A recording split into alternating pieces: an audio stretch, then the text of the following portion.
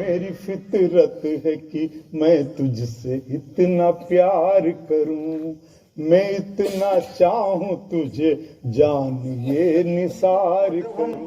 TV पर जाते हैं, टीवी पर मेरे कई इंटरव्यू आपने कभी देखे होंगे। मैंने धरती धोरा डीडी राजस्थान से 1 घंटे का लाइव टेलीकास्ट मेरा हुआ था, कभी आपने देखा हो उसे, बड़ा लोकप्रिय हुआ प्रोग्राम धरती धोरारी। उसके बाद तो लिख ही रहा था, कवि सम्मेलन में जाना बरकरार था मेरा, और ये मेरा सौभाग्य है कि मैं कभी किसी के पास लिखने के लिए नहीं गया, वे खुद चल के मेरे पास आया। ये मेरा महाकालेश्वर धाम, ये आपकी मेरी वीडियो एल्बम है जो निकली थी, तमाम दर्शकों को ये दिखाई जा रही है। और इसकी और दूसरी एल्बम है होली हनुमान का मेला। ये दोनों वीडियो एल्बम मेरी, और ये बड़ी लोकप्रिय, और चलो महाकालेश्वर धाम तो कम से कम लाखों प्रतियां इसकी बिकी है। बहुत अच्छा, ये मेरा सौभाग्य है।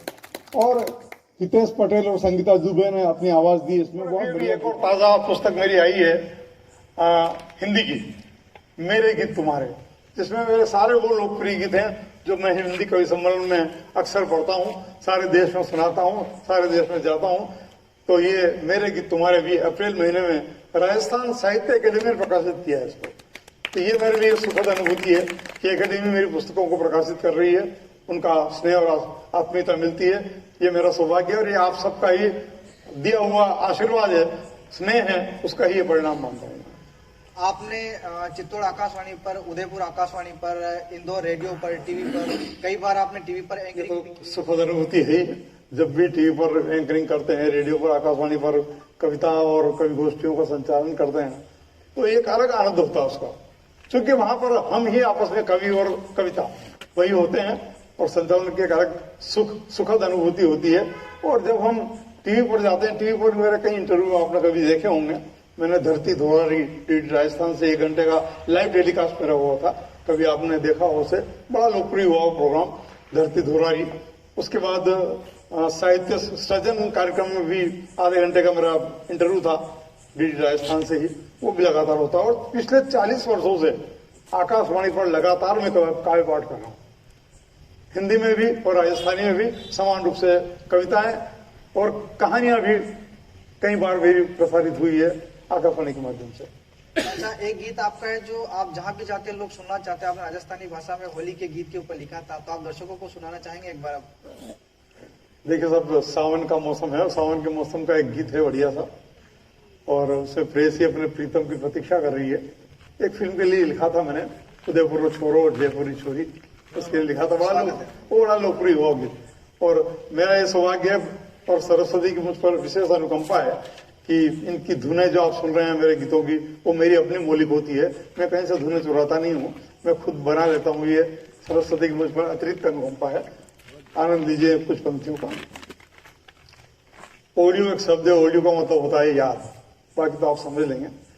और ये किताब भी राजस्थानी की जो मेरी छपी है, वो शायद इन्हीं गीतों के कारण, क्योंकि मैंने अपनी काठल की बोली का प्रयोग इनके कविताओं में, गीतों में किया है, जिससे मालवा का भी टच होता है।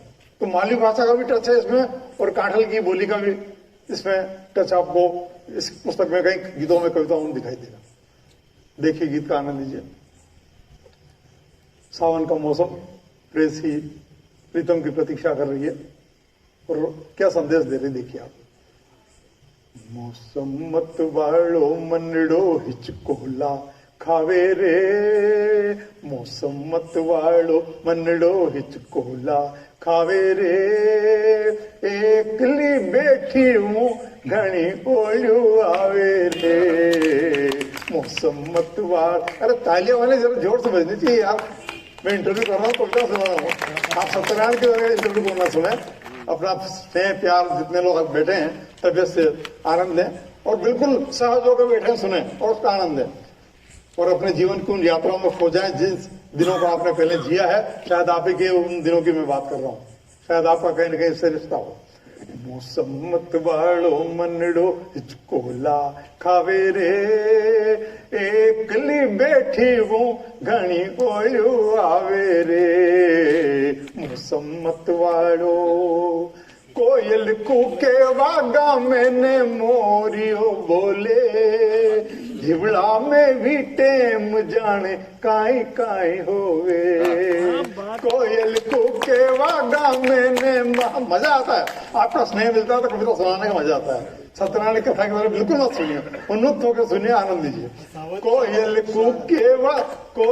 कूके वागा मैंने मोरियो बोले, हिवड़ा में भी टेम जाने काई काई होवे, वादड़ा छावे मनड़ो आकाश उड़ जावे रे, वादड़ा छावे मनड़ो आकाश उड़ जावे रे, एकली बैठी हूँ घनी ओयो आवे रे, मौसम मतवाड़ो मनड़ो हिचकोला खावे रे, एकली बैठी हूँ घनी ओयो आवे रे, मौसम मतवाड़ो, वायरो चाले तो तन पे कांटा छुबे, बिजली कड़के तो जीरो धक धक करे, वायरो चाले तो तन पे कांटा छुबे, बिजली कड़के तो जीरो धक धक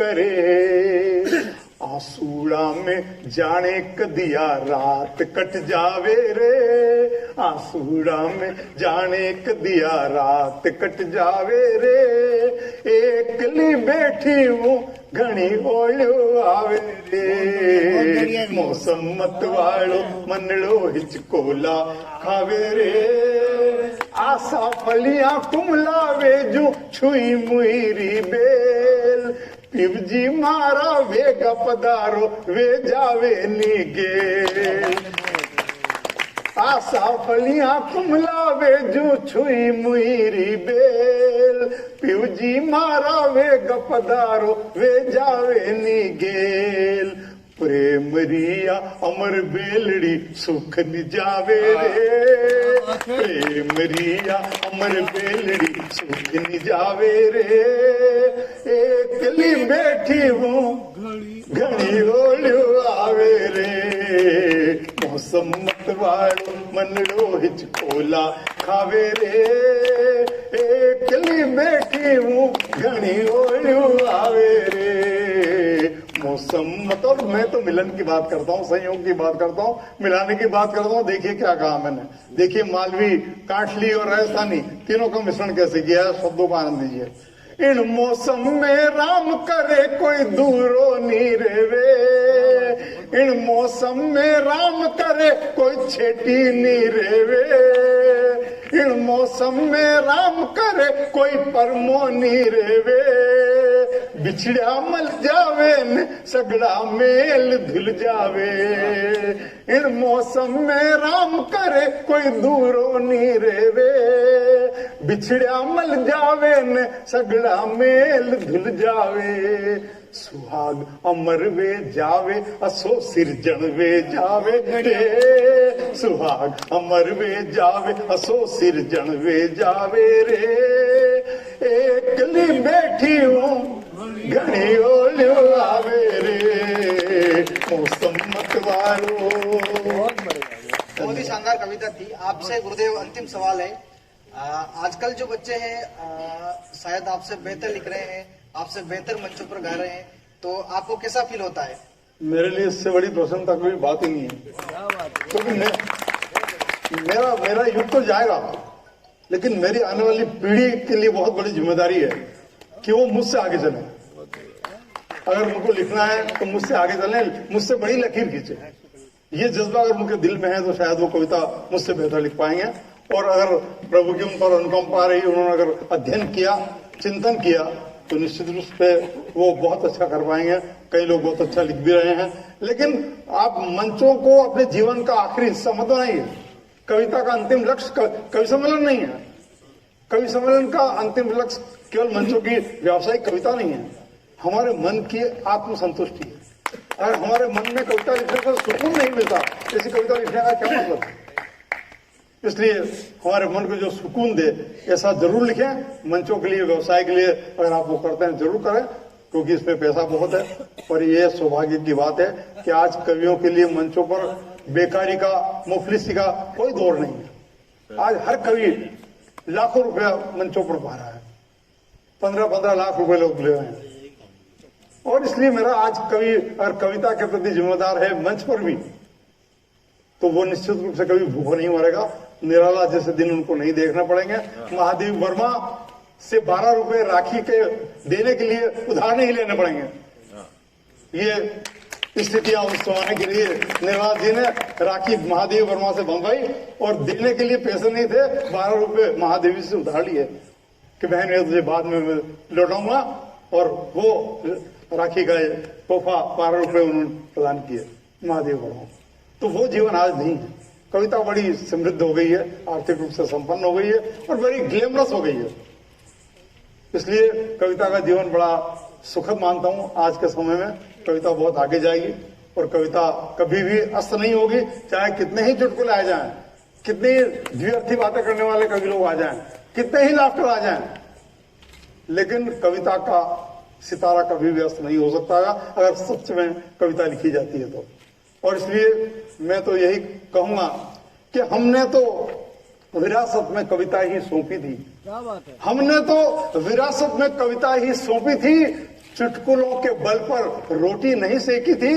हमने तो विरासत में कविता ही सौंपी थी, चुटकुलों के बल पर रोटी नहीं सेकी थी। आज फकत मंचों पर चुटकुलों का राज है। आज फकत मंचों पर चुटकुलों का राज है। सच पूछो कविता ही मंचों का ताज है। सच पूछो कविता ही मंचों का ताज है। बहुत सुंदर। समय की अपनी मर्यादा है। दर्शकों को आप अपनी जो पसंदीदा कविता है वो सुनाकर अपन कार्यक्रम को यहीं समाप्त करेंगे। एक बार जोरदार तालियों से इनकी जो पसंदीदा कविता है। आज चूंकि एक अच्छा खुशनुमा माहौल है, गंगा जमुनी माहौल है, और गंगा जमुनी माहौल में अगर ऐसे ही कोई प्यार मोहब्बत की बात की जाए, देश की बात की जाए, एकता और भाईचारे की बात की जाए, तो वो ज्यादा उचित रहेगी। तो मैं अपनी ओर से ये रचना जो देश की एकता और भाईचारे के लिए है, मैं आप सबको समर्पित कर रहा हूँ। मेरी ओर से निवेदन स्वीकार करें। बात वहां से आरंभ करता हूँ जो हमारे देश को बार बार तोड़ने की साजिश करवाता है, हमारा पड़ोसी राष्ट्र। लेकिन कुछ सिर्फ लोग हैं वहां, सारे लोग ऐसे नहीं है वहां भी, और ना ही हमारे यहाँ भी। तो वहीं से बात आरंभ कर रहा हूं। बेरी देखो चले कुचाले वक्त, बेरी देखो चले कुचाले वक्त चुनौती का। बेरी देखो चले कुचाले वक्त चुनौती का। गद्दारों को ना बख्शो है वक्त कसौटी का। गद्दारों को ना बख्शो है वक्त कसौटी का। है कश्मीर हमारी धड़कन, है कश्मीर हमारी धड़कन, बात उन्हें समझानी। हिंदू मुस्लिम बाद में हम पहले हिंदुस्तानी, जाति धर्म तो बाद में हम पहले हिंदुस्तानी। कैसी हवा चली जहरीली विष फैला तूफानी। कैसी हवा चली जहरीली विष फैला तूफानी। हिंदू मुस्लिम बाद में हम पहले हिंदुस्तानी। जाति धर्म तो बाद में हम पहले हिंदुस्तानी। कैसी हवा चली जहरीली, शिमला समझौते का उल्लंघन जो बेरी करेगा। शिमला समझौते का उल्लंघन जो बेरी करेगा। कसम भवानी की नक्शे पर नाम तेरा न रहेगा। कसम भवानी की नक्शे पर नाम तेरा न रहेगा। भगत सुभाष हमीद सहर इंसान है यहाँ बलिदानी। भगत सुभाष हमीद सहर इंसान है यहाँ बलिदानी। हिंदू मुस्लिम बाद में हम पहले हिंदुस्तानी। जाति धर्म तो बाद में हम पहले हिंदुस्तानी। शीत युद्ध की अग्नि में ये कब तक देश जलेगा। शीत युद्ध की अग्नि में ये कब तक देश जलेगा। निर्दोषों की हत्या का ये कब तक चक्र चलेगा। सब्र का सेतु टूट चुका है। सब्र का सेतु टूट चुका, मां मांगे शीश निशानी। हिंदू मुस्लिम बाद में है, हम पहले हिंदुस्तानी। जाति धर्म तो बाद में है, हम पहले हिंदुस्तानी। कैसी हवा चली जहरीली। और देखिए मजहब और भाईचारे की बात क्या कहता हूं, आप सबको अर्पित कर रहा हूं। अल्लाह हिंदू का भी है तो राम मुसलमानों का, ये जज्बा चाहिए इस दिल में। अल्लाह हिंदू का भी है तो राम मुसलमानों का। धरती बांट सको तो हो बंटवारा आसमां का। अल्लाह हिंदू का भी है तो राम मुसलमानों का। धरती बांट सको तो हो बंटवारा आसमां का। गुरु ग्रंथ रामायण और कुरान की एक ही बानी। गुरु ग्रंथ रामायण और कुरान की एक ही बानी। हिंदू मुस्लिम बाद में, हम पहले हिंदुस्तानी। जाति धर्म तो बाद में, हम पहले हिंदुस्तानी। कैसी हवा चली जहरीली,